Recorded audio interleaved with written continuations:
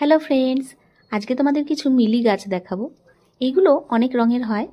আমার কাছে দুটো রঙই আছে, এই গোলাপির মধ্যে একটু লাল ছাপা ছাপা আর একটা পুরোটাই লাল। এছাড়াও তোমরা হালকা অফ হোয়াইট কালারের বা একটু লাইট ইয়েলো কালারেরও পেয়ে যাবে। তবে নার্সারিতে দাম কিন্তু এক একটার 40 টাকা করে বলছিল। এগুলো কিন্তু আমি ফ্রিতেই পেয়েছি।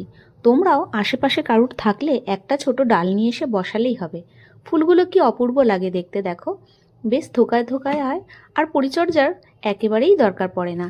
একবার একটু লাগিয়ে দাও, ব্যাস ও তোমার বাগান একদম আলো করে রেখে দেবে। আর এ দেখো, আমার কিছু ডাল ভেঙে গিয়েছিল, সেইগুলো আমি একটা প্যাকেটের মধ্যে লাগিয়েছিলাম। অনেক দিন হয়ে গেছে যদিও, কিন্তু দেখো গাছটা সার্ভাইভ করে গেছে আর ফুলও চলে এসছে। আর এই যে লালটা, লালের কালারটা কিন্তু অপূর্ব।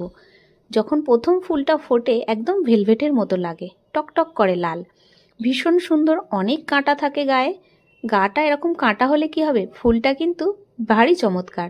তবে এর গোড়ায় কিছু আগাছা বেরোলে পরিষ্কার করতে গেলে ভাই খুবই খোঁচা খেতে হয়। এই লালেরও দুটো চারা করব বলে দুটো ডাল ভেঙে অতি কষ্টে বসিয়েছি।